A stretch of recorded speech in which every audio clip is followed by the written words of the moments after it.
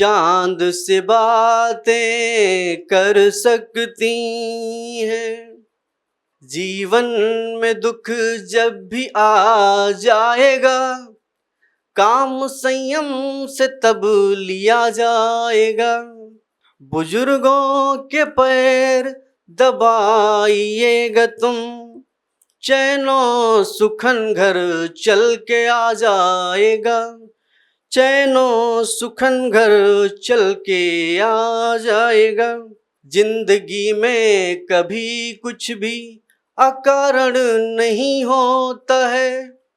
जिंदगी में कुछ बातों का निवारण नहीं होता है। अयोध्या के राजा राम अगर वन नहीं जाते तो आज मर्यादा पुरुषोत्तम नहीं कहलाते वो।